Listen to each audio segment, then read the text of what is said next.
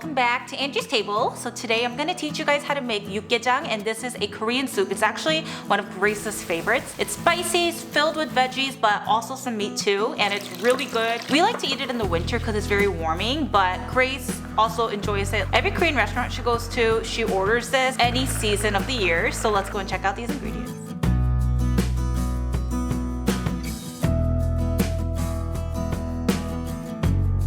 So I have a cut of some beef flank steak here. I had this submerged in some water for about 30 minutes. We have a little bit more than a pound because my family likes meat. Prepare about a pound, and you can always do less or more of it depending on whether you like this cut of meat or not. So I actually cut it into smaller pieces, and we're gonna go boil it in some water.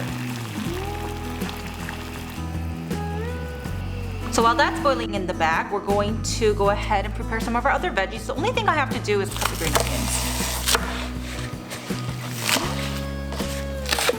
This is teppa. This is very, very big onions, almost kind of like leeks. How thick this is. Yes. So we need this because this has more deeper flavors than the smaller green onions. My eyes are burning. So that's done cooking. I'm gonna leave that there and let it cool before I shred it because my hands will probably burn off. Medium heat. So in a pan, we're gonna add our sesame oil and olive oil and cook the red pepper flakes. So this chili oil part is key to yukgaejang, so do it on medium to low heat because we don't want it to burn and get that bitter taste of burnt chili because it's just not pleasant in yukgaejang or in any food, I would imagine. So just make sure to focus on this step because this can make or break the yukgaejang. So I'll just add this to a big bowl. Wow, that oil looks bomb. So now I am gonna just shred this. It's like the string cheese of meat.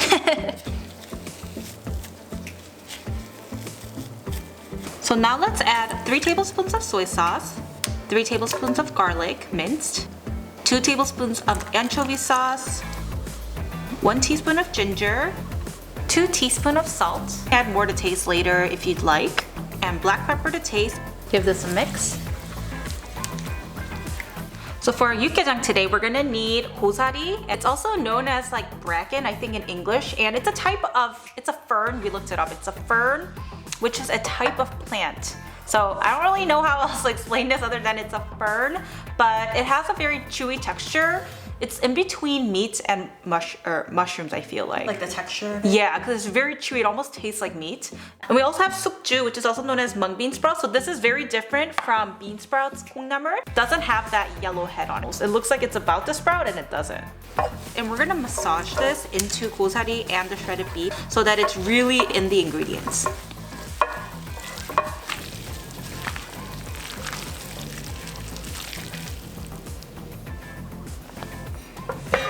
Got a big pot. Now let's add all of this into the pot and add in the water.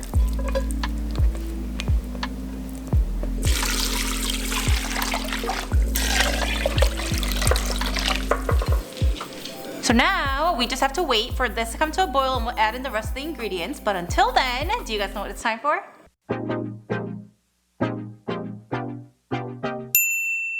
So today's word of the day is 생일, which means birthday.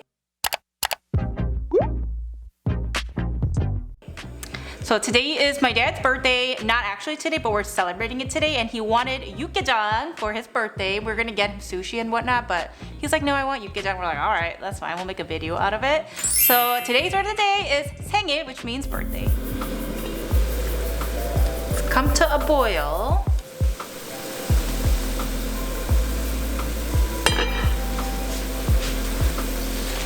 And then let's add in the green onions. This is a lot of bean sprout. And mung bean sprouts, and cook for about 30 minutes. So it seems like a lot, but they really reduce by a lot. For now, we're just gonna put a lid on this and then cook it for about 30 minutes on medium heat.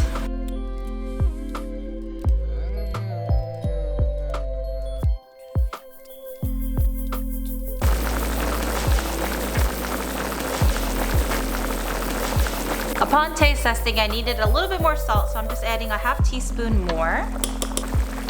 So I'm actually gonna pour some of the yukgaejang into a smaller pot, and it's just gonna be a 1 serving pot. Grace and I are gonna share a serving because we're gonna have this again for dinner. So when you guys do it, if you're gonna be feeding 6 people right then and there, just go ahead and feel free to add the glass noodles and the egg into the big pot. Or if you want to save it for the rest of the week or whatnot, then you can do what we're doing and portion it up. So we had glass noodles soaked in some water for about 40 minutes. Let's add this in.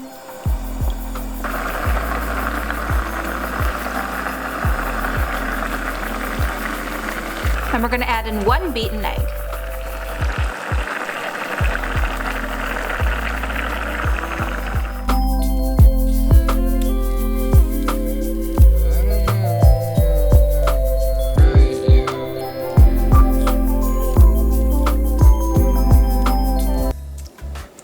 So let's eat now.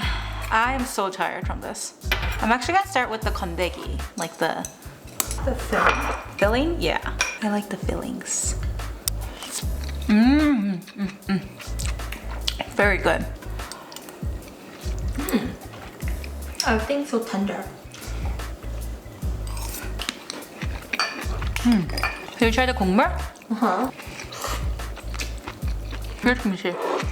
You can like, it's got that like deep beef flavor. It's hard for restaurants to. Tastes very clean. So I love that. I think it helped for us to like boil the meat.